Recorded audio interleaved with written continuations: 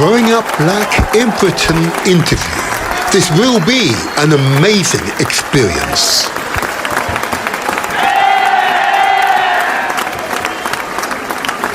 It's the motivator here. I know you're here to experience another inspirational podcast, and welcome to you. Welcome. Can you help us out? We need to secure 100,000 new subscribers to the channel. Have you subscribed? Have you shared copies of links to this video with your friends, your network, the wider community? Help us to secure 100,000 new subscribers to our YouTube channel. So today, here on the Motivator Show, we're going to have a discussion about what it's like to grow up Black or African here in Britain. I have my guests, okay, a number of guests who will join us to discuss this subject, but they're all, each of them are social entrepreneurs in their own right. They may not call themselves such, but they're social entrepreneurs, you know. They are able to not think a thought, but they act upon a thought for social change, social improvement. Okay. And in this case, it's what is it like to grow up Black or African here in Britain, where the aristocracy control the masses by providing highly restricted information about great peoples of the world. Because the same applies to China and India. So as a result, there are many ordinary, working class, middle class, English, Scotch, Welsh and Irish people here in Britain who do not have a high opinion of people of African descent. So it's little wonder, that there is a problem. It's little wonder. So what I'm going to do now, I'm going to bring my guest into the studio and we're going to start this debate. What is it like to be Black or African here in Britain? So let's bring you all in. Let's now. Let's see if I can start with my first guest. See if my first guest can come in. Let's bring them all into my green room. I believe it's happening now. I believe it's now beginning to happen. I'll bring my other guest into the other room. Got a handsome young man on the screen. That's good. We'll get to him in a second. Let's do this next one. Okay, got that perfectly lined up. And my third one, let's see if this works as well. Bring my third guest in. Let me try this one here. Perfect. Hello. It'll work. Excellent. And Morning. my other guest who, oh gosh, I'll tell you, my other guest is always going to be late to scene, but never mind. African time, I note, is the most precise time in the world. Forgive me, people from Switzerland. It's the African time, that's the precise time. Anyway, let's get this panel discussion on the way. Others will join us, I'm sure, but it doesn't matter. Let's proceed, shall we? Let's proceed. First of all, I say to my audience, we've got three handsome young men, okay, who are here to share their stories, both their personal testimony and, of course, their work within the communities. Okay. So what I'm going to do, first of all, I'm going to go around my screen as I see them. Okay. And the first person I'm going to ask, if I can ask Toby to introduce himself, and I'm going to ask you just to say your name, the organisation. Okay. And Toby, I'm going to throw a little fly in the ointment. I'm going to ask you to share with the audience who most inspired you, or what event most inspired you. So name, organisation, and just tell us who inspired or event inspired you. Go ahead. Awesome. Great question. So good to be here. Good to see everyone. Awesome guests here with me. Thank you so much, Councillor Martin Seaton, for having me. So my name is Tobi Sanusi. I am the organization that I lead is an incredible, flourishing young adults church called Alive Church in Southeast London. And the question you threw at me, who inspires me, what event inspires me? I'll say two very quickly. First and foremost, who inspires me? I would say my dad. I'm one of the privileged young people that got to grow up with a present father, you know, and he was so present in our lives, helped us so Powerful. much. Yes. And he's just shown me what it looks like or what it means to be a man. And so much that I do in my life, I take from him. I think, what would Yes. my dad do? And that's such a huge privilege. And the event that probably has most shaped me is when I left everything here in London and I went to the university in America. Didn't know many people there, but I was sent out there on my own, and I did my university out there in America. And that was a real time of independence for me. First time I'd ever been alone, but it was really, really a good experience, and it shaped me to be who I am now. So I hope that answers your question. It most certainly does. It most certainly does. Awesome. But, Awesome. I'm just going to just follow on. I know there's a little Okay. slide. This is good to, Yeah. to get to know you. What Yeah. impact? What you say it impacted? What was the values or experience that was most notable? Go ahead. Yeah. I think for me, I'd grown up with such a huge family, had such a family, great connection, so many relationships, and I was almost, I was in a comfortable environment growing Yeah. up, but then when I went out to America, what really, really shaped me was the independence that it built in me, because didn't have that huge family unit, I didn't know Yes. many people out there at all, maybe except from one or two people. So I had to be independent. I had to fend Mm-hmm. for myself, Mm-hmm. and that for me just helped me to grow into an independent young man. So that's what I'd say. Thank you. Thank you. Thank Bless you. you. Thank Bless you you. indeed. Bless you. But indeed, we might talk about your father later on. Truly a Awesome. great man. Awesome. Okay. Can I now go to, let's see now. Oh, I'll go to you, Daniel, next. Okay. So the same question to you. I'll ask you just to introduce yourself, to name the organizations, plural in your case, okay, but also tell us who most inspired you or event that may have inspired you. Go ahead, Daniel. All Oh, right. Daniel. Good morning, everybody. How are you guys doing? Councillor Sitting, thank you very much for this opportunity to be here on this Mm-hmm. podcast. Really Mm-hmm. appreciate the time. I know that. So I would say, who in my case, I would say my dad too has played a role and is still playing a role. Mm-hmm. I mean, he's old now; he's in his late 70s, but he's still doing his fatherly duties here and there. Yes. So Oh, yes. I would say it's inspired me a lot. I grew up in a house, in a big house where with four siblings, and every now and then during summer holidays, you see all the cousins from nowhere coming into play. So the house is full of people. So, and he'll be watching, and every now and then we call and say, "You don't do that. You don't treat people that way. You don't say this. You don't." Right. So, and that has built me up over the years. And even till now, sometimes when we get on phone calls to talk, and you'll be like, "Okay, how's this going?" I was like, "No, you don't do it that way," that kind of a thing. So it stayed playing a role in my life. And I say over the years, it's been a very good impact in my life. And in terms of events, if I might say, I would say being appointed the leader of the youth church that I'm leading Yes. now. Good. And speaking of leading, I'm leading church now. By the grace of God, I'm the lead pastor for the youth church, which is Mm-hmm. the youth aspect of Vitals London and all that. So, and then in this space, we by the grace of God, we mentor young people from the age of 13 and above. We mentor them and Mm-hmm. then give them some sense of responsibility, teach them what leadership is all about, and a lot of things as well. So, in terms We're going of to get onto events, that. Yeah, we're going to get onto that. But just thanks. going back to your father, so Yeah. who's present in your life. So, is there a saying or an action that you can recall your father that was most notable, that made the greatest impression upon you? My father is a street man. He used to be in the army growing up. His Oh, dad oh, used to yes. be in the army growing up. So in fact, growing up myself, so I want to be in the army too. But my mom didn't allow me. So he was I a hear you. straight dad. And then Yes, he's someone that doesn't take no for an answer. He asks you absolutely. to do your own work, you go out playing, and it's Absolutely. coming out. You run from wherever you Absolutely. are to your table. Yes. So Yes. that shaped my life. I mean, a sense of Yes. discipline, if Absolutely. that makes sense. Yeah. Thank you, thank you, thank you, Daniel. And Ishmael, you've been smiling there through all that, so you're now well prepared, huh? You're now well prepared. So I know I'm a naturally continue. smiley person. I mean, for myself, I'm Ishmael Yes. Akorley. Hmm. I am a youth engagement worker. Currently work in South London, primarily Croydon.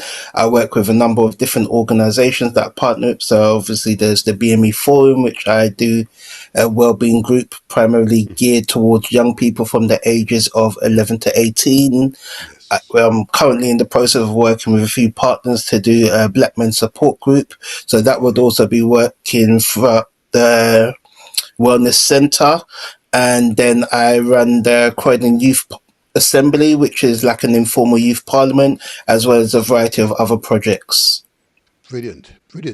And And yes, go ahead. Yeah, so who so I'm made the going to most go efficient into one? my inspirations. Yes, yes. Okay, inspirations.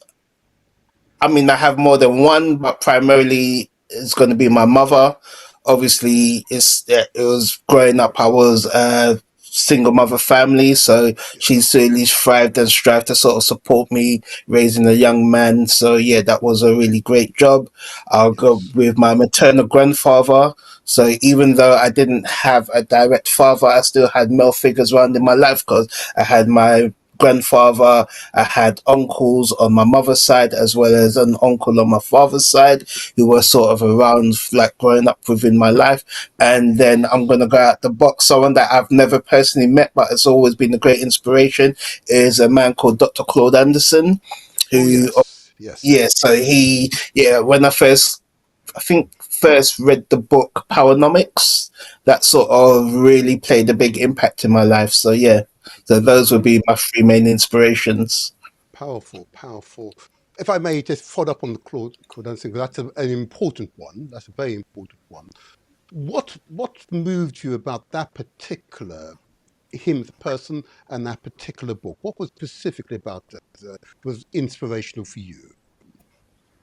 For me, it was really strategic because one of the things I find as the black community, I mean, Mm, obviously, in my personal experience, I can't speak for the whole diaspora or those from the motherland. It was the fact that we sort of always looking at the issues without offering any solutions. So with Powernomics, it basically breaks down step by well step said. solutions.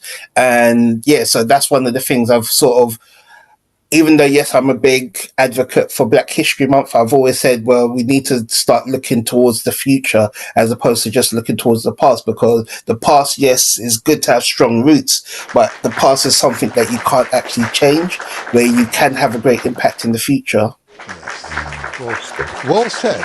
That's Yeah. why the Motivators show exists. So here, my persona is the motivator. That's for the record, people. So I'm the motivator. Here we provide good quality information so you're better informed, you make good decisions.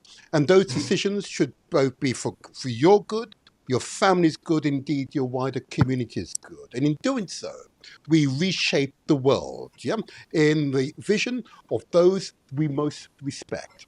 Okay, let's have this discussion. What is it like being black here in Britain, or indeed African here in Britain? Now, and note I'm struggling with black and African because that again is part of the problem. Okay, part of the problem, isn't it? Yeah, Mm, identity is big.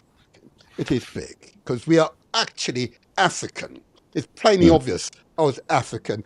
And those who were born in Africa would not know, and I was not actually born in Africa. I was actually born in the Caribbean, unless I tell you so. Yeah, and I've had my genetics reviewed, and I'm 99 point whatever percent it is from Benin.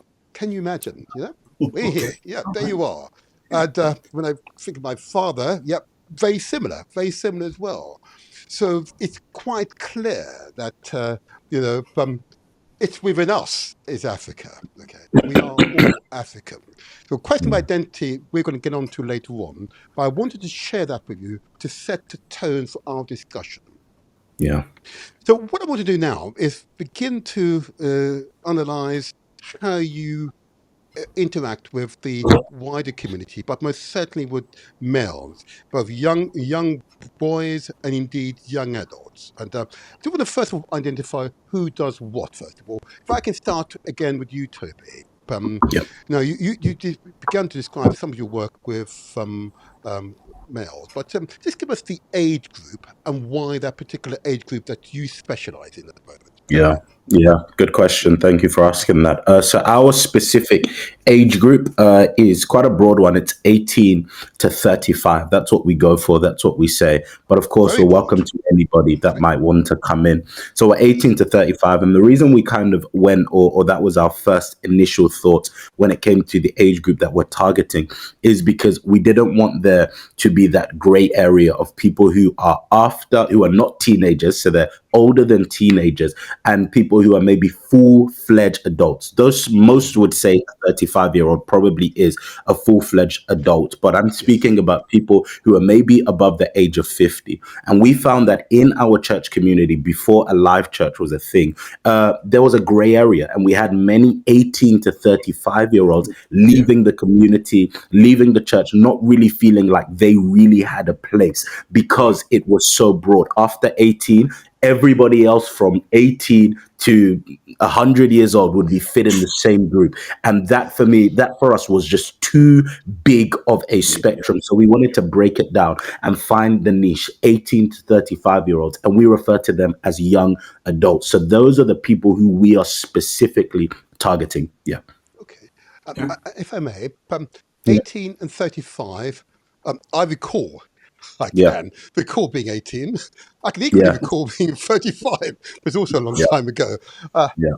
They're very different stages in lives. Do Absolutely. they comfortably occupy the same space, Yeah. please, Yeah. Toby? Hmm. Yeah, great question. I think for us, so what we do, yes, on a Sunday is a big gathering together. 18 to 35-year-olds are together. And of course, in that, 2-hour service, we will accommodate all of those people. But mainly what we do is not on a Sunday. It's the behind the Okay, scenes. It's the small exactly. groups that we do. And in that, we will break them down. So Hmm. 18-year-olds, for example, will have a specific small group. 35-year-olds would have a specific small group. And we break them down into those different categories because, like you said, they're experiencing different things, right? We're not necessarily talking to an 18-year-old about maybe their fourth career choice, where we might be speaking to a 35-year-old about that. So we break them up into small groups. So though our Sunday gathering is a big gathering together, but during the week, we're in small groups attending to each group's specific needs.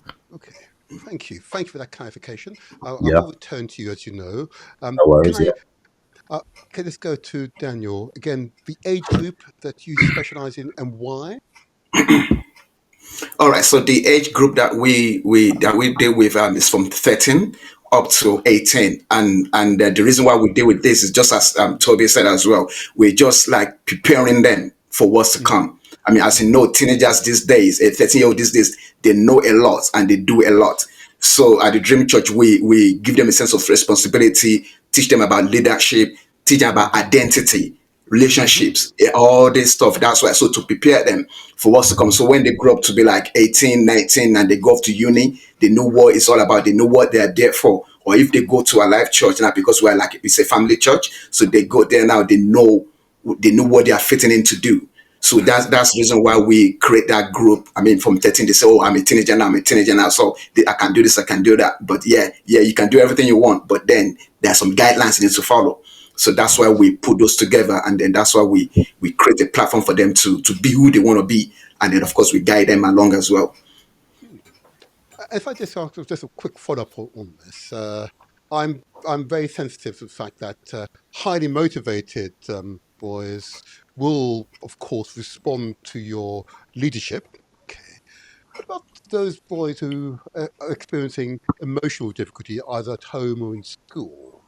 Are they attracted, or are you able to keep them within your group, or do you simply take whoever comes?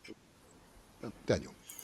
Oh, all right. So yeah, that's a good one. That's a good one. Mm. So for example, there's something that we do every year at the Dream Church. We did it last time. We're doing this, and that is we have what we call this mental health month, which I think in UK is May. It's May this year. So last year we did it as well, and that was the first time we did it as well, and that was powerful. And then of course we give out a number that, okay, if you're having any issue at home, personally or with your family, do send a message to this number. We call you, we pray with Brilliant. you, we counsel you, and all that. And last year was so amazing. The people that called sent a message that, okay, no, this is what I'm going through. I know that. So I was speaking to one young lady, and she was literally crying on the phone on our way to school. That this is what some people say, okay, I feel, doing self-harm and all that. So it's so amazing that these young people are going through stuff. So yes, we create a time where we just get to know them personally, apart from the bigger church. After church, sometimes we just go to them one by one. The leaders say, okay, no, go to that guy. It looks a bit like this. It looks a bit some. I mean, you can see over their faces that it's sitting down there, just not laughing, not smiling, not doing anything. So then we go to them. Is everything all right at home? No. Okay, what can we do to help? So we create this platform for them where, like this May now, for this mental health month that we're waiting for that to come. And I'm sure, and we're praying towards that as well, that people will get to open up, because getting a teenager to open up to you is hard work. It's hard work. So, but yeah, I believe God is helping us to do that. Thank you. Brilliant work. And I'm aware of a number of boys who have or are part of what you do. And the testimony is, well, I'm going to astonish you later on. I'm assuring you. That's why you're here. It's most moving. Anyway, if I now go to Ishmael. Again, the age groups, because you've mentioned a number of organisations, I suspect they've been much broader spectrum, but just give us some idea Yes. of how you serve the various age groups in your organisations. Yeah. I run a number of separate initiatives. So obviously my age group, I think the youngest we go down to is about 8 years old. And the oldest we go up to is about 25. Obviously, they're not all together, but it just depends on the initiatives and programs. So what we would normally have is we'll have a youth club or summer holiday program. So that would generally be from about 8 years old to about 12, 13. I work with young offenders. So I run a program called the Young Men's Group. So that's generally from about 14-year-olds to 18. I have the Youth Assembly, which is about 11 to 18. Yeah, so and that's just some of the programs. So I'm just giving you the ones that are my primary focuses. I run music clubs and quite a few other things. So it generally does depend. So with the over 18s, normally that would be more career driven. So we do like offer work experience, get them into paid work. So yeah, it's just, and that one would be generally from about 18 going up to about 25. So we take young men or women as well, but primarily a lot more young men you'll tend to find that we're supporting, and try to either get them work experience or get them into paid work or support them to applying for apprenticeships. And yeah, so it just varies on the project has an impact on what age group we target. Thank you. And two quick follow-up questions. That's brilliant, actually brilliant work. One of the stimulus behind this particular podcast is that I received a complaint for a young man who had been in prison. He was only 17. And he complained that there was no support available for young men like him. He lives in South London, not too far from yourself, Toby, Daniel, not too far. Or in fact, from each one of you, not very far.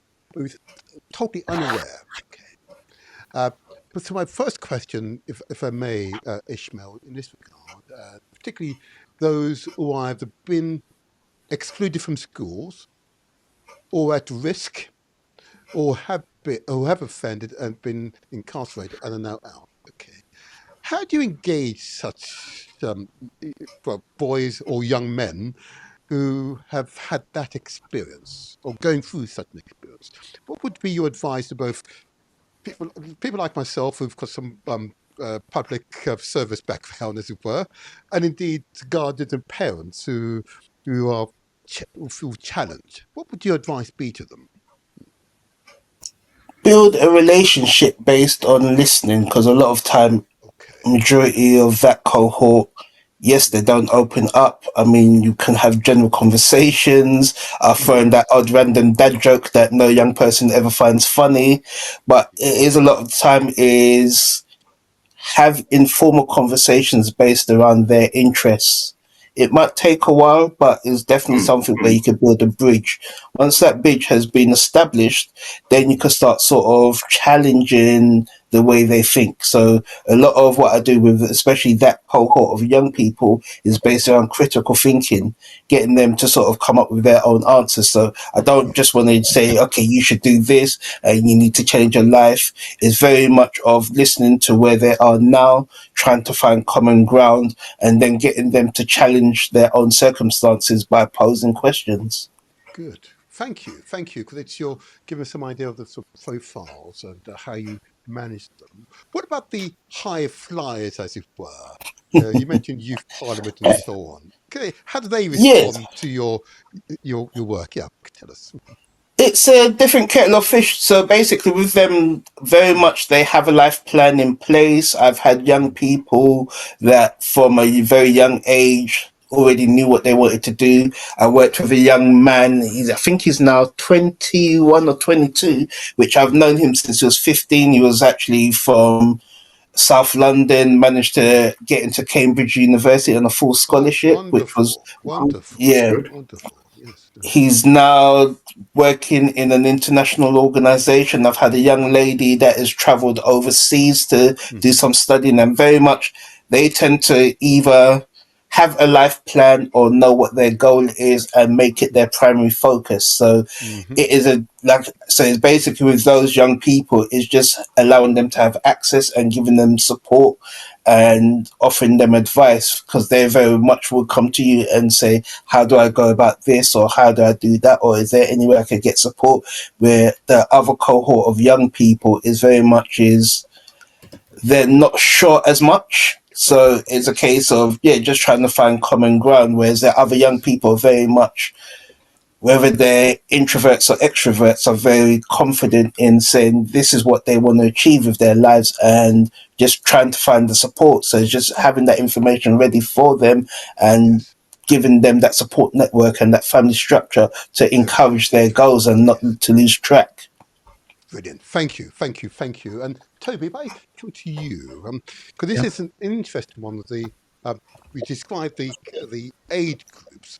Now, of course, the personality types. So, in your organisation, are these young adults who've already personally succeeded or have a plan already, and therefore they are, as it were, working through their plan? Or are these young adults on the fringes who may not have succeeded as well as they wanted to in school and therefore require that additional help?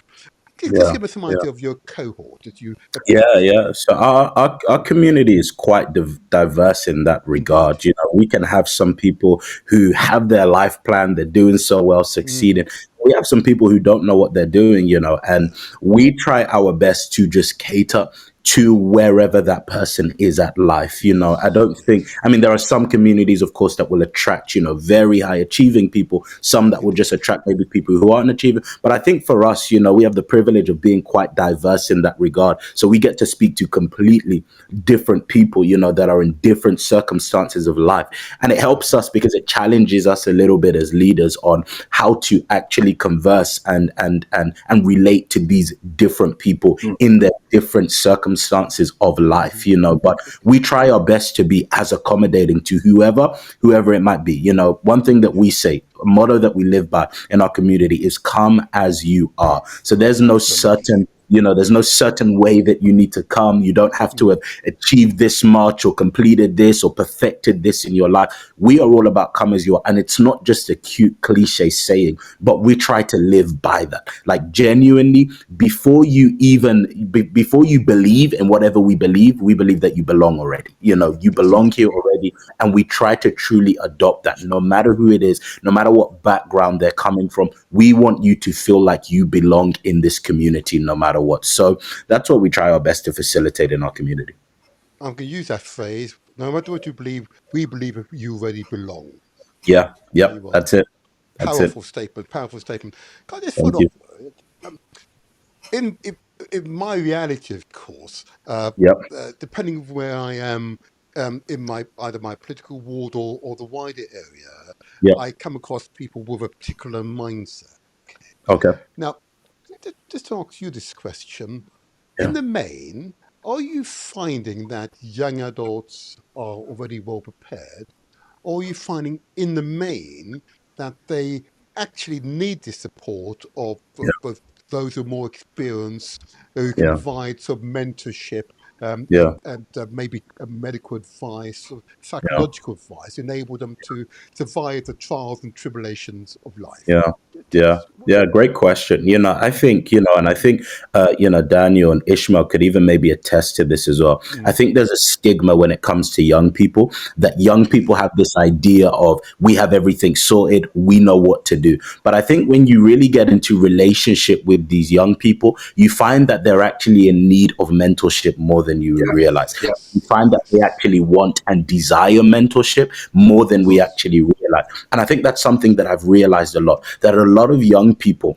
especially in this day and age, really want to humble themselves to the experience of people above them. And I think the area where maybe a lot of communities are lacking in is that there aren't many experienced people above them that are willing to invest their time into young people. And that's what we need more of, more experienced people that are willing, like you, Councillor Hmm. Martin Sita. I mean, with Hmm. what you're doing here is a perfect example.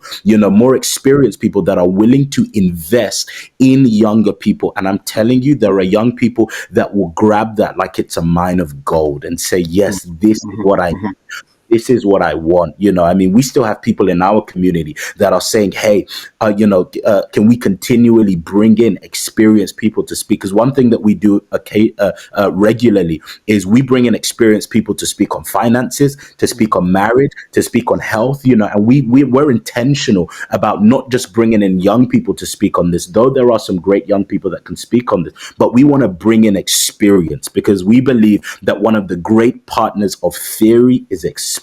When somebody Hmm. partners theory and experience, it is so impactful. So young people need this, and they're actually yearning for experienced people to help them in this walk of life. Wonderful, wonderfully said. And yes, it's you mentioned the word in there, Yeah, marriage. Uh, yeah, and I want to pre-qualify by saying relationships and yeah, companionship. Yeah, yeah. okay. Uh, is that going out of fashion? Is that? Do you sense that amongst some younger? There you go. Good Is question. it going out Good of question. fashion? Because Good. I worry that Yeah, our population is declining because, of yeah, course, yeah, seeing insecurity around the cost of children, and yeah, therefore there's a shying away. But if you've got two people who are committed and they're good companions and good and are able to be a good husband and wife together, then mhm, you're much stronger together, aren't you? yeah, yeah. What's been your Absolutely. experience in this subject? Yeah. Yeah, I believe that, and I think, Councillor Martin, you're not wrong in saying it looks like it's something that's going out of fashion. I think Mm, as we're moving forward, just, in the world, I think there's this growing desire for independence, right? And everyone has this yes. idea of, I want to be independent. I want to do things myself. I want to achieve. And there's this almost stigma that if I get married or if I'm in a relationship, that's going to pull me down. But I think that's actually a backwards way of thinking. Yes. How is it that two people doing something doesn't make it easier to achieve that thing? And I think it's a backwards way of thinking when we think that, oh, if I'm in a relationship, I'm being pulled down. And one thing that we try to encourage our community, of course, we don't force marriage on anyone. No. We don't force a relationship on anyone, not at all. But we encourage people that, hey, listen, two are better than one. Two are going to get more achieved than one. So we believe in collaboration, we believe in partnership, and of course one of those great institutions are marriage. And I think, unfortunately, negative marriages have been publicized so much, so people have Yes. idea, oh, marriage just doesn't really work now. But one of the best things that can happen is a marriage that actually works. Look at what those two people achieve when they are absolutely committed to one another. So in our Hmm. community, what we're pushing for, we're not forcing just marriages, no, because I mean, destructive marriages cause so much chaos, but we push for healthy marriages. So it's not just, oh, we want to push people to get married. No, we want to push for healthy marriage, because Yes. when there is healthy marriage, so much good and so much positivity can come from that. So that means a lot to us in our community. Well said. Oh my gosh, if your father was here now, but well said. Well said. Absolutely. See my heart's going up to you. There's my Yes, heart yes, going up to you. thank Absolutely you, right. Absolutely thank you, right. thank I applaud you. I applaud you, Thank and that's good feedback. It's good Yeah. feedback for the Yeah. wider community. Well said, Yeah. well said. Yeah. If I may, going to you, Daniel, clearly you have a very sensitive group because they're very much in their formative stages, and there's many changes going on between ages of 11, 13 through to 18. A great deal of changes.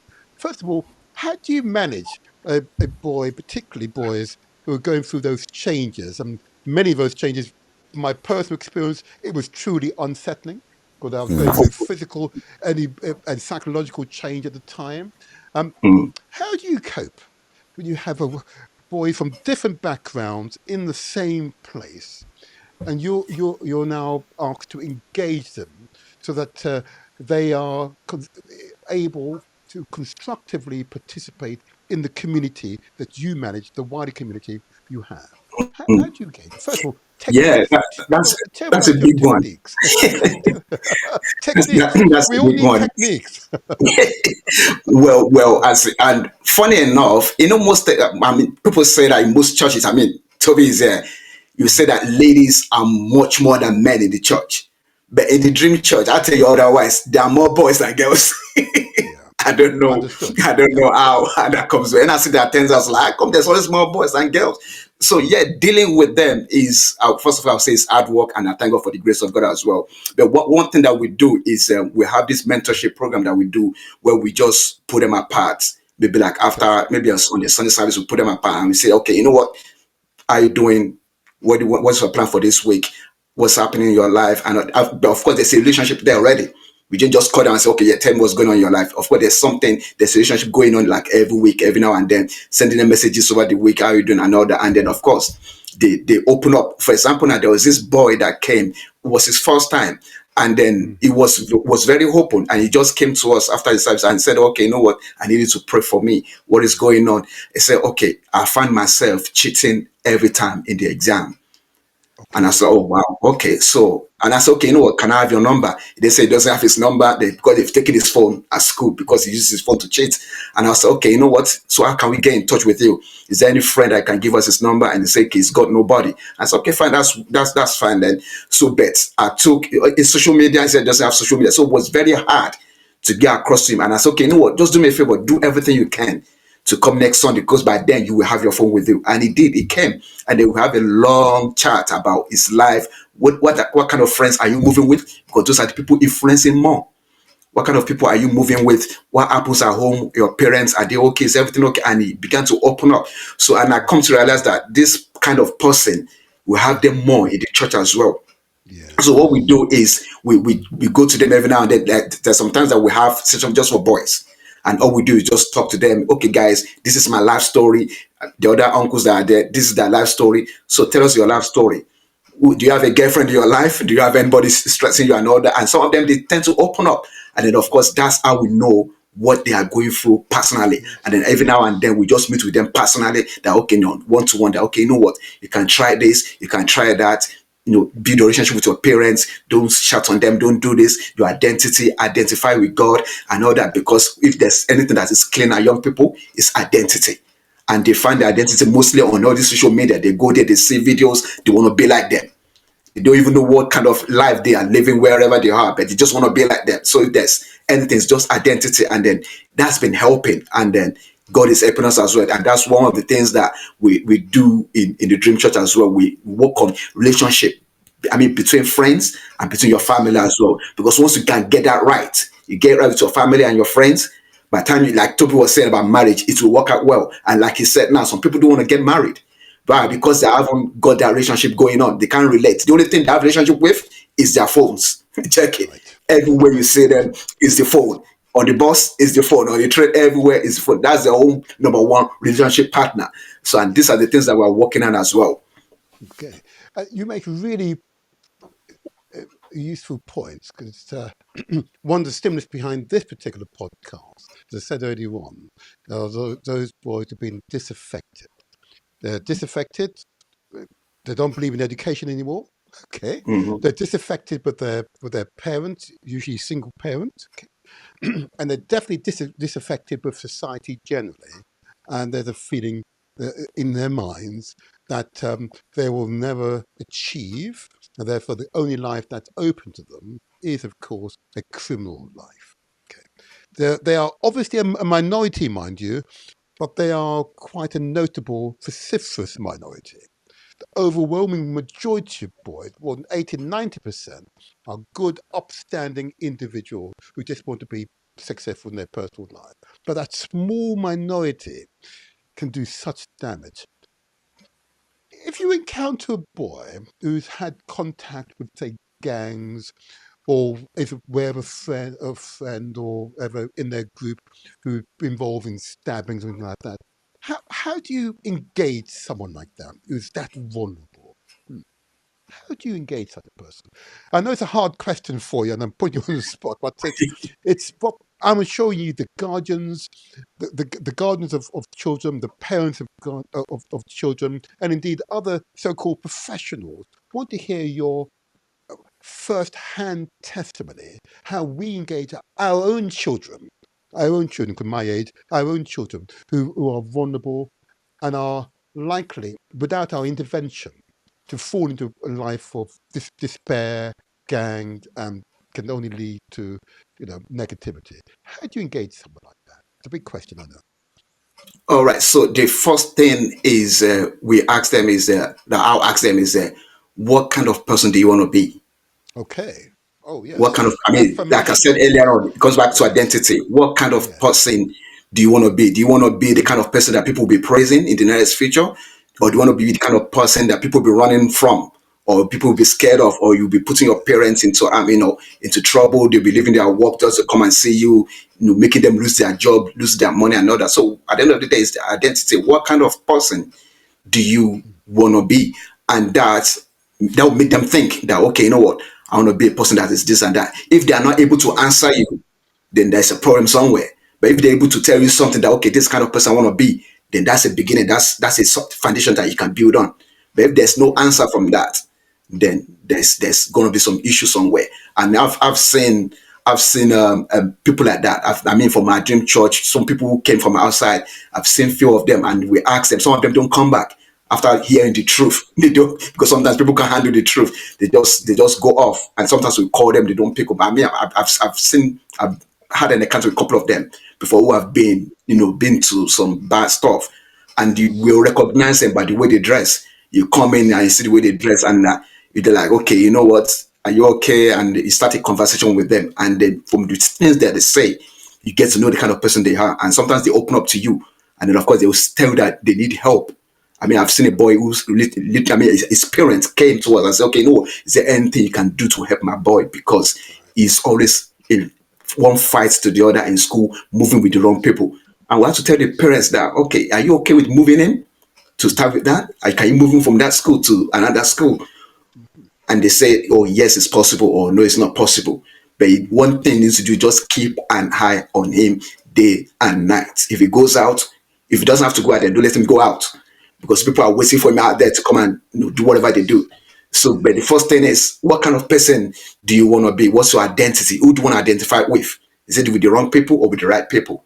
And then, of course, give me a glimpse of the future as well. If whatever you do now, I mean, one thing I tell them is, those politicians that you see today, if they have the bad record, they will bring it out. So imagine the Right. next 20 years now, you want to be something big or you want to work in a big farm and all that. They'll just say, oh, you did this 20 years ago, so we can't take you. So that's the end of it. Well said. Well said. It's an area of great interest to me, as you know, and one that we have the solution in our community, and you are Mhm. demonstrating solutions. We can't go into real depth, but you're hinting as to the starting point. The person, boy or girl, needs Mm. to make a decision what they want to be. Yep. Yep. So it has to be two-way. You can't impose, you can't force. Nah, They have to make a decision in their own mind, themselves, decide what yeah. they really want to be. Okay. And what it is often is that they are living in despair, the belief that they cannot achieve what they really want to be. And that's the core cause for them being vulnerable to criminality. Yeah? Despair is an awful word. That's true Mhm. evil. That is true evil. Despair is true evil. thank you. I want to quiz you further, but I'm conscious of time. So, but it is incredibly important work, if I may say so, Daniel, that you're engaging in. You're engaging young people, engaging boys at the most vulnerable formative stage. And if you get this stage wrong, their 20s and 30s are messed up. Yeah, exactly. Messed It's up. more like the Right. foundation. We're dealing with the foundation now. Yes, well said, well said. Thank you. I praise your work. I praise your work. Praise your work. Dan Ishmael, sorry, get it right. Ishmael, sorry, you got me going now. You got me going. Ishmael. Yeah, no problem. No, powerful, Daniel. Honestly, it is powerful. I was a school gardener for 27 years, and I've seen teenagers, boys, who go through those physical and psychological changes, and I can see without a lack of guidance, lack of mentoring, a lack of open advice, honest advice to boys, it's so easy for those boys to go in the wrong direction. Okay, there are scriptures I could quote now, but I won't because this is not the right place. But clearly, it's powerful work, and whatever I can do to support you, Daniel, you have my 1,000,000% support. Be assured. I appreciate that. Not a Thank problem. you. Not a problem. So Ishmael, so Daniel was so well presented. Ishmael, let's turn to you and the Yeah. cohort that you support. Okay, um, and bearing in mind the question that I've just asked, and I know in your case you have a number of organisations. I might want to encourage you just to focus maybe one or two of them Yeah, of as course. I mean, yeah, like I said, I do work a lot with exemplars. young offenders, so Yeah, and gang members. So yeah. that's Let's definitely talk about something. I mean, let's talk about that group. How you engage them, and just give us a measure of some success you may or may not have with some of them. Yeah, give us some idea. I mean, personally, it's coming from being open-minded, trying to have a level of understanding of where they're coming from and why they believe what they believe. I Yes. don't focus so much on drastic changes. I focus mostly on small incremental changes. Okay. So they do little things, but constantly keep going. I very much do take a very similar approach where I look at the life that they aspire to, Okay. which in some cases, some of them still won't have an answer to say they aspire to a certain goal in life. So I look at the things that sometimes they don't want to sort of aspire to. So sometimes I take the approach, if you don't know what you're being pulled towards, then maybe you want to look at what you're pushing away from. So these are some of the conversations that we have. You build that relationship with the young people and sort of try to get them to analyze their own lives and sort of look at the red flags of, is this pushing you towards your goals or is this pulling you away from your goals? So these are some of the conversations that we have with the young people. I mean, like I said, there are success rates, and then obviously there's some that sort of crush you and break your heart, but you constantly have to keep working with them because it's like when a child is learning to walk, they're not going to get up and walk straight away. They constantly fall over. So this is why it's important to say, okay, you don't have to be perfect to start, but you have to start to get perfect. So this is the constant changes, the incremental, the constant conversations.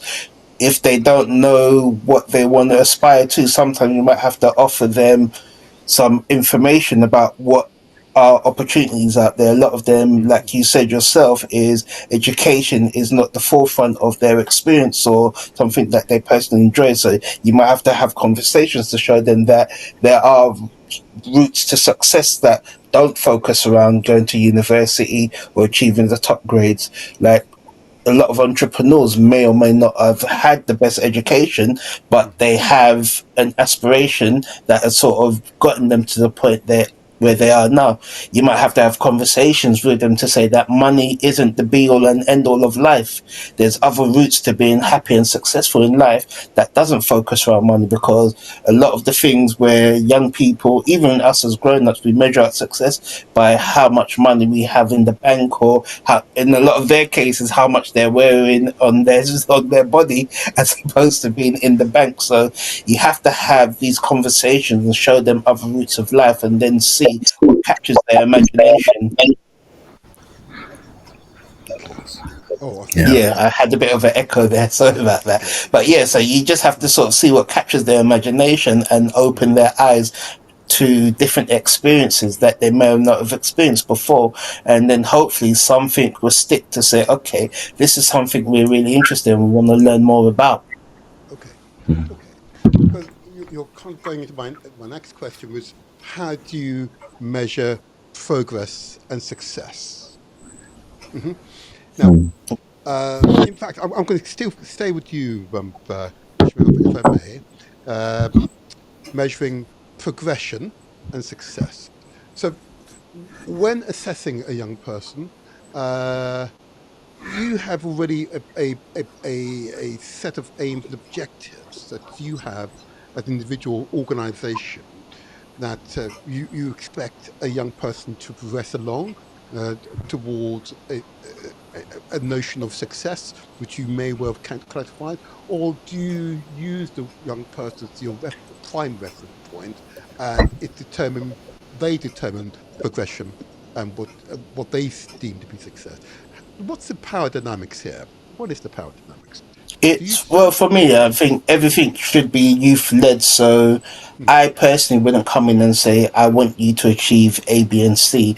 They have to sort of create their own incremental changes, because one of the things as people is every goal has to obviously be a smart target, which I'm hoping everyone knows what a smart target is, because I don't want to explain. Yeah. But every goal has to be a smart target, and it does have to be relating to them.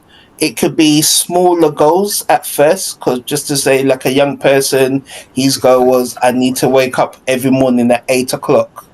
Yes. It sounds weird, Yeah. but obviously, I know. him doing a week of waking up at 8 o'clock, he felt really proud. So then, once they sort of saying, yes, I've achieved something, they want to move on to something else. It's like a challenge. You set yourself challenges.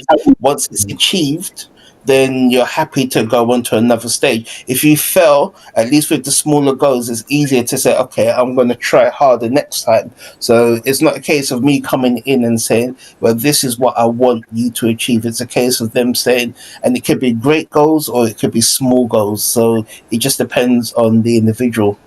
Okay. I'm just going to throw in this additional question to you because it's interesting because I said there are guardians of children, parents of children, grandparents watching this. Okay. Do you see your role, each of you, and I will put this to you eventually, as mentors or youth or young adult leaders? Ishmael, what do you see yourself as? Do you see yourself as a mentor, or do you see yourself as being a youth leader? One of the things I always say to my young people is I work for them. So Okay. possibly I would say yes, a mentor category, but I'm there as their personal assistant. I always say I'm Okay. your personal assistant. I work for you. You tell me what you need and I'll try and help you achieve. So Okay. mentoring is something that I think you need regardless of your age. Because one of the things I've noticed, especially in my diverse background of meeting people from everywhere, is that some of the most successful people, including grown-ups, have a lot of mentorship and have a Yes. lot of mentors and that support network around them. So it's Yes. a case of if successful people that are sort of happy with their lives or they've achieved certain goals still feel the need to have mentors, why shouldn't everyone else, regardless of your age or background? Well said. Well said. Well said. If I go to you, Toby, same question. How are you measuring progression, and what does success look like? And do you see yourself as being he says again, a mentor or a young adult leader? What say you, Yeah. please? Do you? Yeah, go ahead. Yeah. So for us, we have it's not necessarily an official thing, but we look at a 4-step program, right? And here's our 4-step program right here. It goes belong, believe, behave, and become, right? Those are the Well four said. things that we look at. So we look at, Absolutely. first and foremost, belonging, right? We want you to feel like no matter who you are, no matter your background, no matter where you've come from, whether you're the highest flying academic or you are a gang member, we want you to feel a sense of belonging here, right? And then after that, once you belong, then we want you to believe. We want you to believe, yes, in our faith, but that isn't the ultimate thing. We want you to believe in the morals that we're speaking of. We want you to believe in living a good life. We want you to believe in being a successful person. And then from believing, then we believe that's got to transition into behaving. So now you behave in what you believe in, right? So you start to actually behave, right, as this well-suited person, as this person who is, walking and living a better life.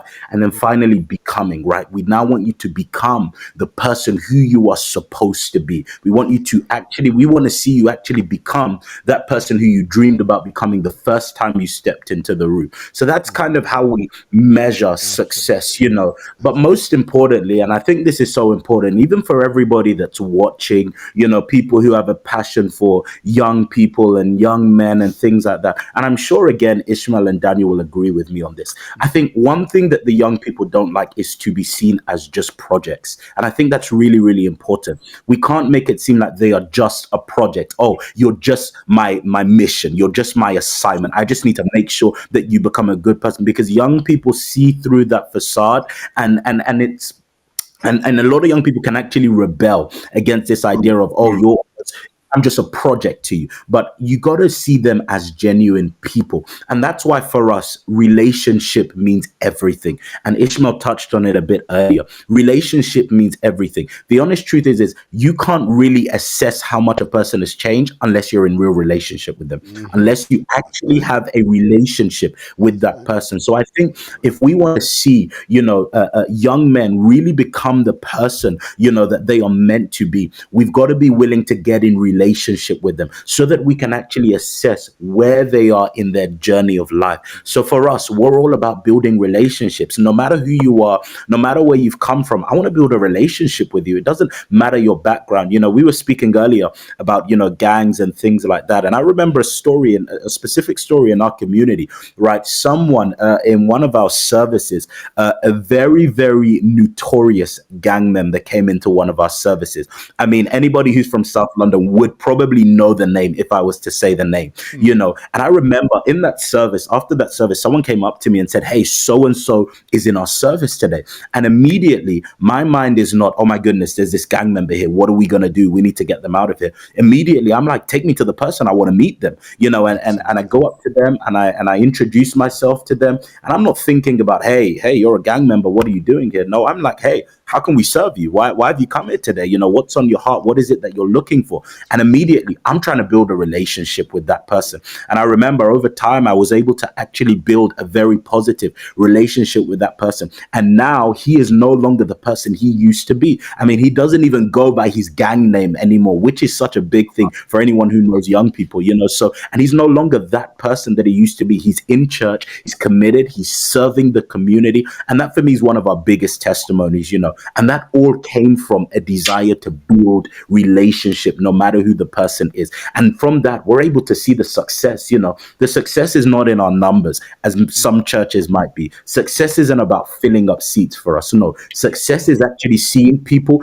turn from one person into another person and become the person who you're meant to be. So that's what success looks like for us. Sorry, I forgot. What was the second question? Beautiful.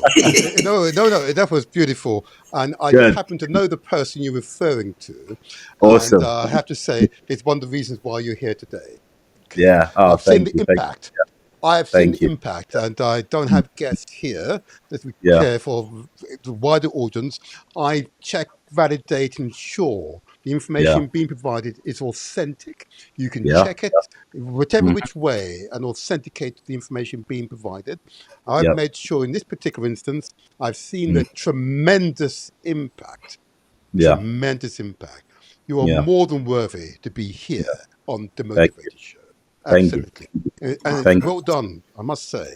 But that was a bit, Thank at times, 'cause I was afar watching, you.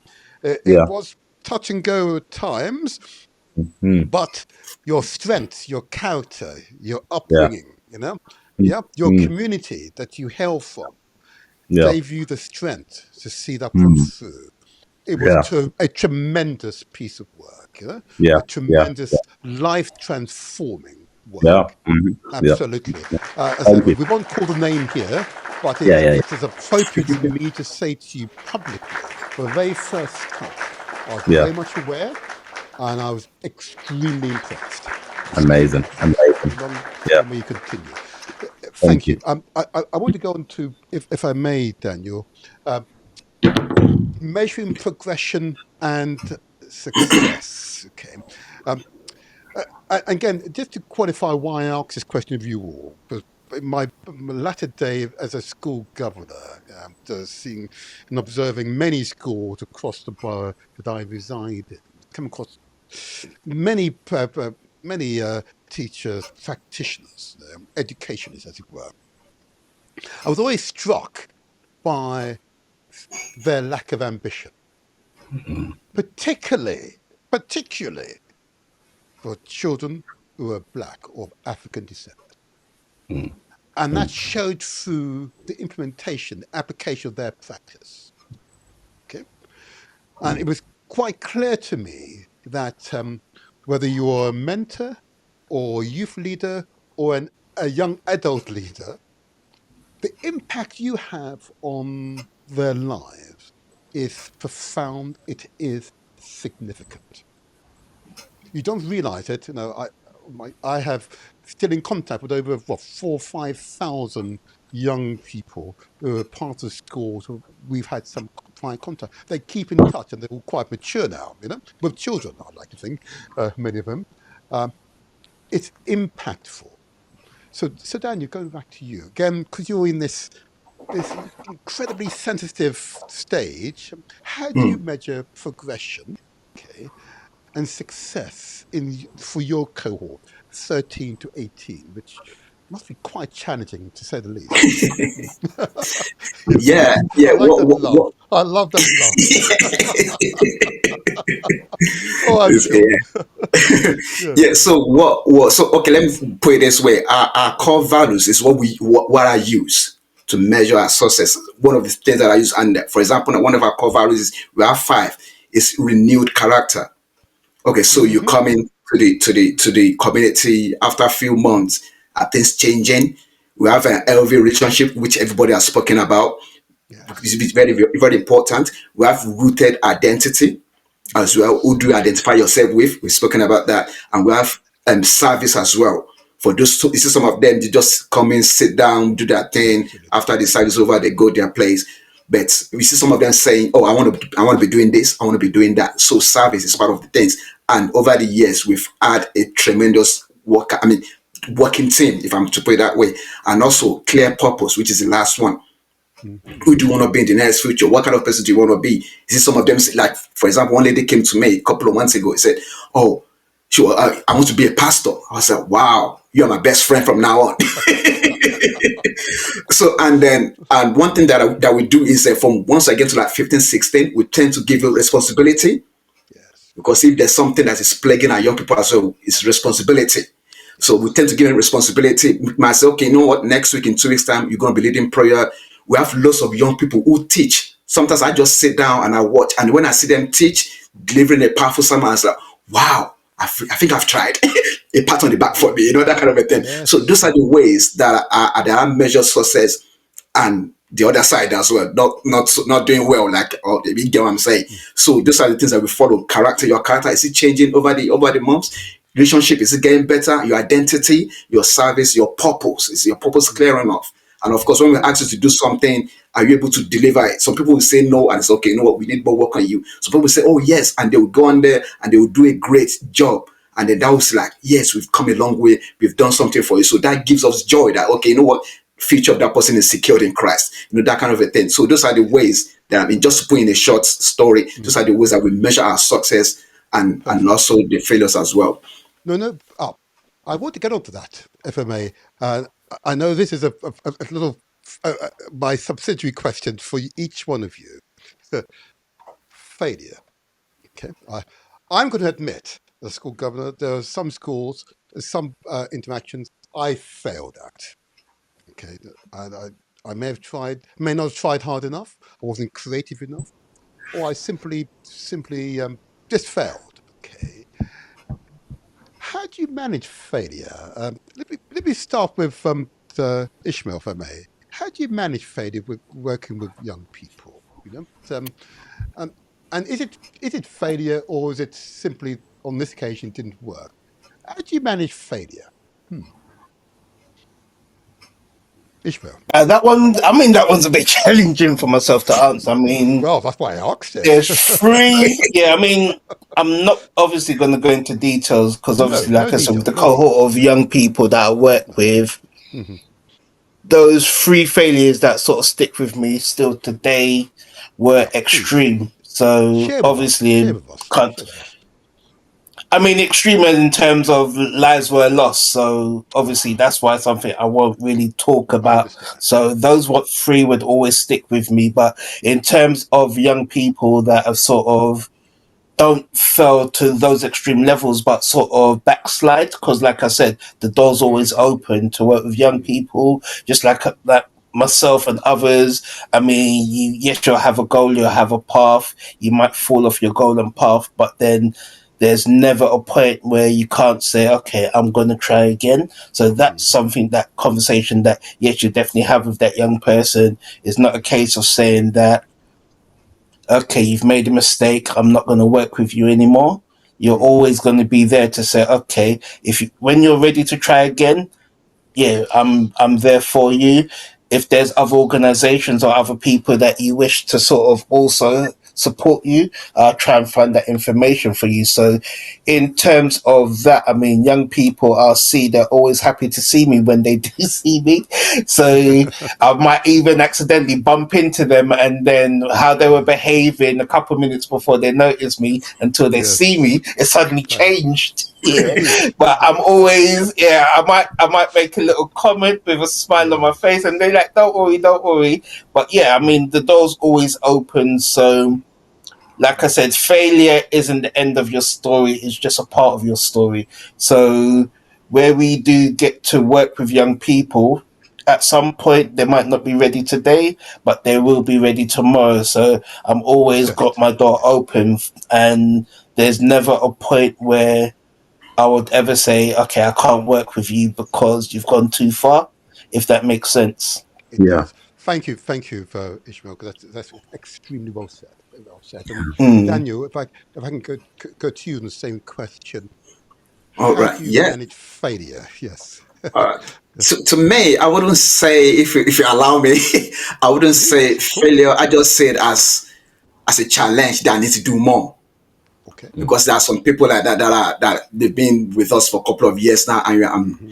well, I'll put it this way: I'm not seeing the desired result, and allow me to put it that way. That seeing the desired result. That, okay, you know what, your character still needs to be worked on, in your identity and all that. So I'll just say that, okay, you know what, I need more time to work on this kind of person, so that they know. I mean, I've seen some parents coming sometimes to report that, chief, as at this last Sunday, a parents came with their two daughters, like, oh, they're not doing this, they're not doing that, they're not there. I said, don't worry, just leave them with me. We're working on them. They are work in progress. That's what I tell people. So I wouldn't say failure, because if you say failure, if you say failure, that means the end of the road. Yeah. But the journey still continues. So Yes. I just say that, okay, maybe it's not your time yet. It's your time. Everybody, we have our own different time. It's your time Yes. to Thank do you, this. It's your Daniel. time to do that. As Thank the you, Bible Daniel. says, there's time for No, everything. So I just that's say it perfect as, response. work Perfect in response. progress. Yes. Thank you. I've got the philosophy, and that's absolutely Yeah. brilliant. Toby, same question to you. Yeah, yeah, so similar to Ishmael and Daniel, but I think the key thing for us as leaders, mentors, whatever you'd want to call us, is just having the grit not to give up on people. I think that's so important. Even if people fail, even if people don't get to where you want them to get to, just not giving up to them. For me, I literally experienced this at the beginning of this year. Someone who I was walking so closely with had a moral failure, and so many people had given up on that person. But I determined in my heart that I'm not going to give up on them. Yes, I was disappointed. Yes, I was upset. Yes, I was even a bit hurt. But I was like, hey, this is my responsibility. I can't give up on this person, because if I give up on this person, who's going to help them? And that's how we see ourselves. community. Right. If our community, the church, I mean, if we push these people to the side, then who's going to help them? So we're just like, you know what, even if they fail, even if they make mistakes, let's keep doing our best to support them. I know that at least it won't be that I gave up, right? If it's the other person that gave up, fair enough. I can't help that, right? But at least it won't be that I gave up. So Brilliant Nice one. responses. Nice one.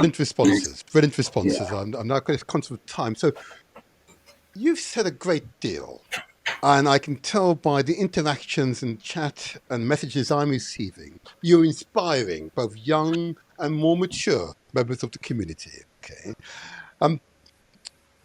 How can first of all, my question here is, first of all, the organization, okay? Are you still open to receiving both professional, mature supporters to give you support? And are you still accepting both youngsters and young adults into your organization, or have you reached your limit? Just give us some idea of what your capacity is. If I start with Ishmael first of all, again, you've got a number of organizations. Just give us some idea. How can the community support you, and are you still open to receiving young people who would like to take advantage of the services you offer? Okay, so yeah, I'm always open to working with more young people. That's something I mean, yeah, I work with, like I said, a lot of great partners out there that I do signposts. Support from the community would be something that, I mean, whether it is them being willing to sort of volunteer some time, if they got any professional information, work experience is another great thing that obviously a lot of organizations out there can offer as well. And then just sort of notifying or sharing information about, like these brothers are about to do now, about their services, because you can only signpost young people to services that you know exist. So a lot of the time I'm having to sort of research or find or make contact with people to see what services are on offer, because I'm just one person and obviously I work with other people. It's just a small team of people, but as a community, I think that's something more. We need to share the information of what's out there, as well as, like, it's almost like doing a skills audit, yeah, where we sort of identify what our strengths are as a group of people, to say, okay, if I'm not able to provide that support, I at least then know someone else that is. So that's definitely something that the community should, and people out there, if even if it's not contacting me directly, it's contacting yourself or other people, let's just start sharing the information so we're all aware of what services and support and what each of us can offer to support our young people. Brilliantly well said. And just for the audience, so what will happen is that the contacts for each of the organizations mentioned today will be in the comment section on the YouTube channel, the Demotivated YouTube channel, and the re-edited version of this interview, of the entire podcast, okay, which we therefore condensed down, will also contain the contact details for my guest, okay. And don't remember, don't forget how to say, do not leave without either leaving a comment or give us an affirmation of thumbs up, okay, or subscribe if you haven't subscribed previously, okay. But more importantly, spread the word. Share the links to his podcast, the information shared with your family, your friends, your networks, okay. Because as Ishmael has already said, what he wants is to build that network so he can make referrals on whenever he encounters either a parent, a guardian, indeed a young person who could potentially benefit from the services that you offer. Okay. Ishmael Akorley. His email address, it's ishmael.akorley@croydon.gov.uk. Alternatively, info@bmeforum.org.org. All activities are free for children between the ages of 11 to 18 years. Start time, it's 16:30 to 18:30, 4:30 to 6:30. The address, it's a BME Forum Croydon at the Whitgift Shopping Centre, first floor, Whitgift Shopping Centre, Croydon. Postcode CRO 1LP. It's really important. Can I now go to Daniel? Again, are you still open to receiving young people? Do you need adults to give support to the service you offer? Let's give us some idea of the status of your organisation. Yeah, definitely. We're open to receiving. I'm people to come and speak, and based on, like, there's one time. In fact, as late last year to this year, we're actually expecting the police to come and have a chat with the young ones in terms of from crime, gang, and all related stuff. We're actually expecting that, but the lady in charge has been on holiday since. But I don't know when she's coming back. But yeah, that's some. So we're definitely open to getting people to come and speak to us about education, jobs, career. Like a couple of weeks ago, I'm sure Tobi will probably remember this. I think it was in January, we had this career thing on a Saturday, and lots of them came. The turnover was really great. So we're definitely open to the communities, to the government, to the council to come and provide, training support and all these things. So yeah, definitely we're open to that, to help everywhere. Yeah, definitely. Brilliant. And just to make sure, currently the services you offer is wholly financed by the community, the community around you. Is that right? Is that right? You're wholly financed, resourced by the community. Is that right? This is for Daniel. Daniel, is that right? Oh, Yes. I would say we because we're like an arm of like a big family church, so we depend on them to do all of that. Absolutely. In other Yeah. words, you're not receiving grants from the mayor of London, for example, or some No, no, institution. no, I don't. Okay. I will This appreciate is the the community visitation. doing it for itself. This is the community doing it for itself, taking control of our young people, young adults' Yeah. lives. And Daniel Ayo Oduwole of the Dream Church London. Age group targeted is 13 to 18-year-olds. Start every Sunday from 10 a.m. The address is 5A Congreve Street, London SE171TJ. Their futures, okay. Tobi, last but not least, of course, again, 18 to 35, large cohort. Are you still open to receiving persons who are 18 to 35? Are you still seeking persons who can, adults who are able to make a positive contribution at the moment, or are you content where you are at the moment? Yeah, I mean, hey, we have big dreams. We're not content until the world is changed.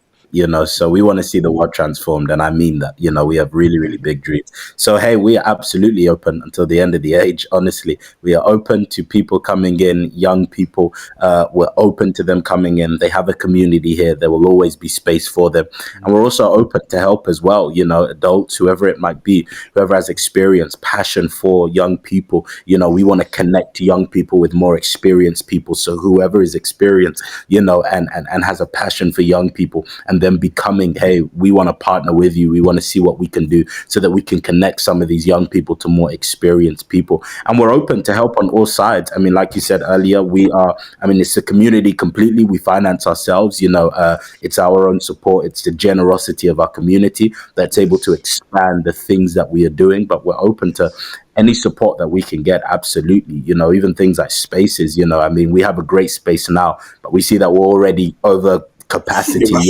Yeah.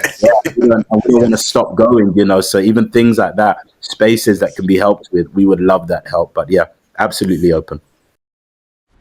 Tobi Sanusi of the Alive Church London. Age group targeted are young adults between the ages of 18 to 35 years. The first Sunday of the month, they start at 3 p.m. All other Sundays is 2 p.m. Website address, it's www.alivechurchlondon.com. The address is 5 Congreve Street, London, SE171TJ. I'm definitely going to assist you with the spaces. Don't you worry. There's great work out there in the community. And I've got to say to all three of you, you've been truly inspirational. I can tell by the feedback I'm receiving. Many questions which we didn't have time to ask you, but it is well that the audience wants to ask of you. And what you are a testament is that the community cares. We're not indifferent. We are passionate to ensure that the next generation gets a good start. And whatever we need to do to enable that next generation to thrive into the future, okay, we will do collectively. Yeah. And I've said on many occasions, you can do it by yourself and go very fast, very quickly. But if you want to go far and long, we do it together. Okay. Again, I could quote Chris from the Bible right now, but I won't right now. But it is appropriate to say that what you represent is the inspiration of African people. I'm going to be that bold. Okay.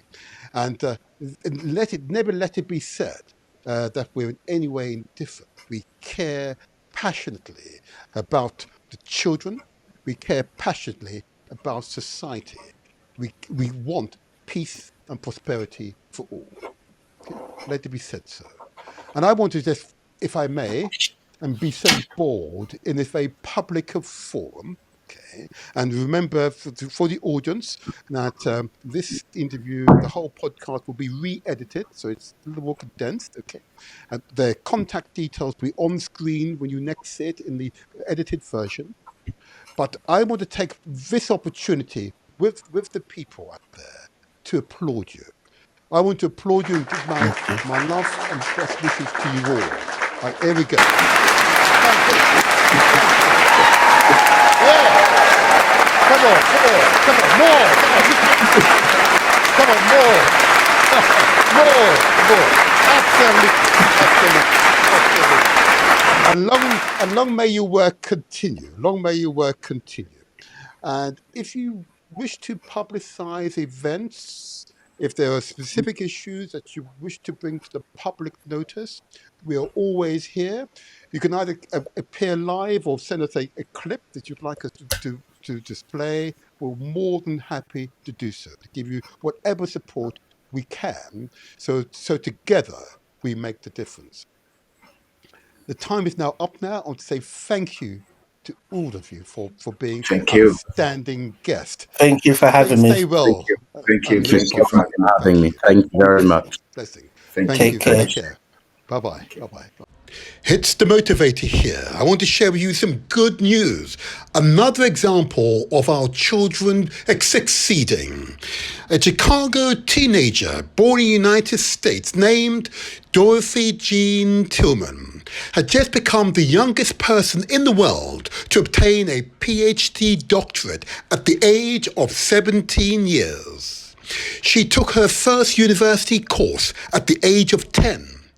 At the age of 14, Dorothy Jean Tillman had obtained an associate diploma, a bachelor's degree, and a master's degree. We applaud Dorothy Jean Tillman. You can either subscribe or watch the next video on the screen.